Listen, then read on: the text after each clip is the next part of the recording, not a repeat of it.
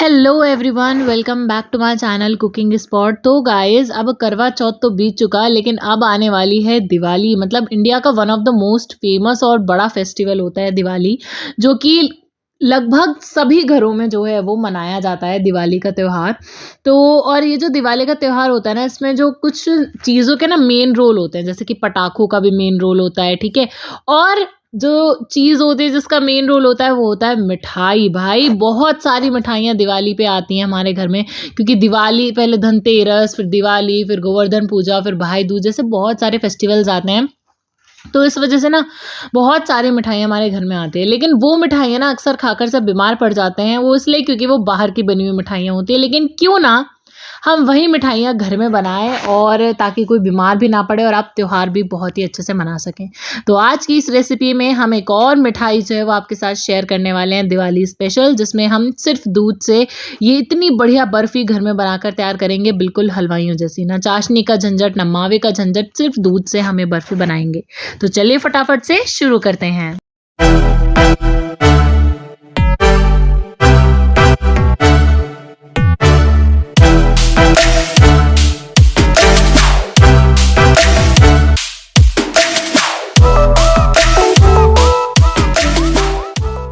तो सबसे पहले यहाँ पर मैंने ले लिया है 3 लीटर दूध, और अब हमें इसे पकाना जो है वो शुरू करना है। हम इसे गैस पर चढ़ा देंगे और धीरे धीरे हमें इसको पकाते रहना है जब तक ये पक पक कर लगभग आधा लीटर नहीं हो जाता। तब तक हमें इसे फुल आंच पे बढ़िया पकाते रहना है।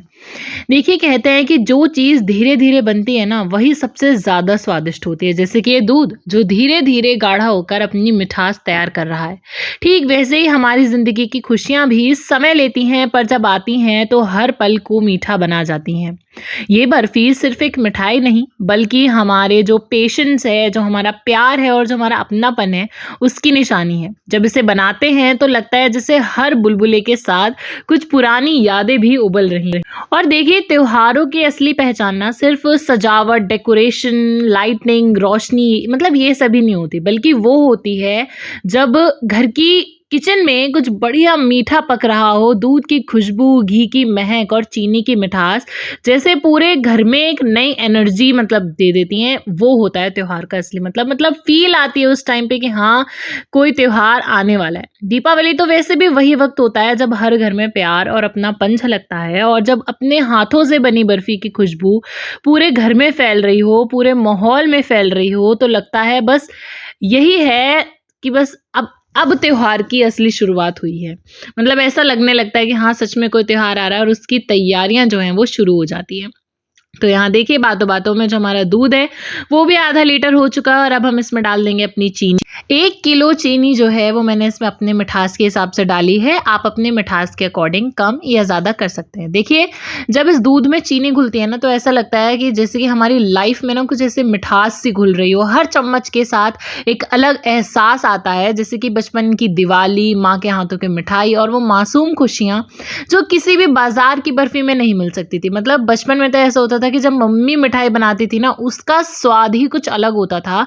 और आज उनकी जगह पर हम हैं, तो क्यों ना हम भी ये मिठाई घर में ही बनाएं और अपने पूरे घर वालों को, मतलब ये जो दिवाली है वो घर की बनी हुई मिठाइयों से ही सेलिब्रेट करें, क्योंकि अक्सर बाहर की खाकर बच्चे बीमार पड़ जाते हैं। तो बस बिल्कुल ऐसे ही हमें धीरे धीरे करके अपने दूध को एकदम बढ़िया तरीके से पका लेना है। और जैसे ही जो आपका दूध है वो अच्छे से पक जाता है, तो आपको उसको पानी में डालकर अच्छे से चेक भी कर लेना है। लेकिन सबसे पहले तो इस दूध को हमें गाढ़ा होने देना है। यहाँ पर आप एक बार इसका टेक्सचर देखिए, किस तरीके से इसका जो कलर है वो भी बदल चुका है, और इसका जो गाढ़ापन है वो भी धीरे धीरे बढ़ता जा रहा है। जैसे ही जो हमारा दूध है वो कुछ इस तरीके के टेक्सचर का हो जाता है, तो हम इसे पानी में डालकर अच्छे से चेक करेंगे।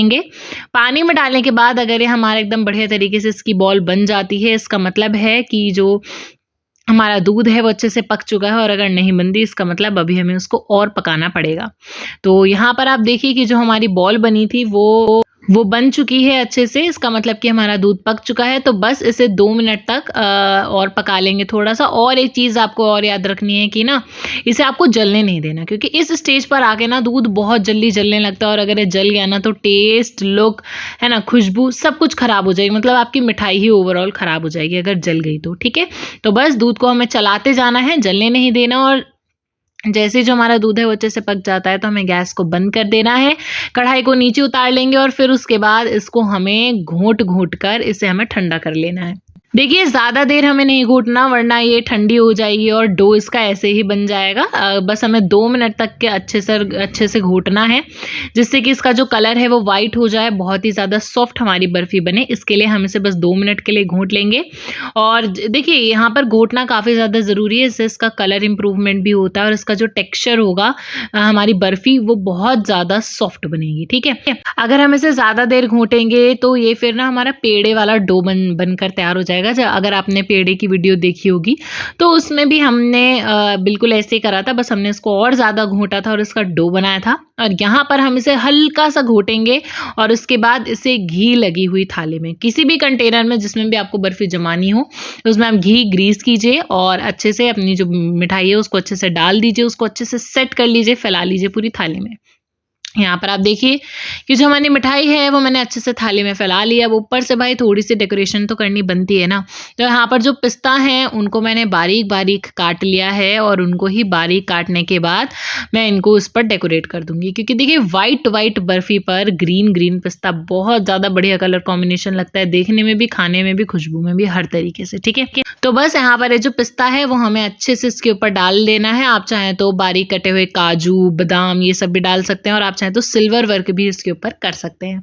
ठीक है, पर मैंने यहाँ पर बहुत ही सिंपल इसको रखा है कि कोई भी इसे बड़े आसानी से बजट के अंदर बना सकता है, तो इसके लिए मैंने एकदम इसको बस पिस्ते से ही डेकोरेट करा और पिस्ते से भी ये कम अच्छी नहीं लग रही है, बहुत ही सुंदर लग रही है देखने में भी। तो बस जैसे ही आपकी जो मिठाई है वो अच्छे से फैल जाती है, अच्छे से डेकोरेट हो जाती है, तो आपको उसको रूम टेम्परेचर पर ठंडा होने देना है कम से कम 3 घंटे के लिए।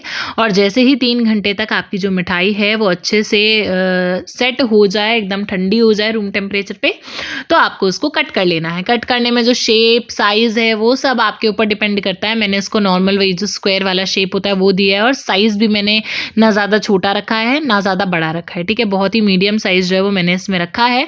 आपको ये जो मिठाई है उसकी रेसिपी कैसी लगी ये हमें कमेंट्स में ज़रूर बताइएगा। फिलहाल देखिए हमने इतनी सारी बातें करी, ठीक है, आप भी अगर कुछ भी कहना चाहते हो तो कमेंट सेक्शन जो है वो आपके लिए खाली पड़ा है, आप वहाँ पर कह सकते हैं। और बाकी आप सभी को तो एडवांस में ही हैप्पी दिवाली भाई, दिवाली आने वाली है और ये दिवाली आप बहुत सारी जो खुशियां हैं वो आपके घर पर आए और आप बहुत खुशी दीपावली सेलिब्रेट कीजिएगा मिठाइयों के साथ।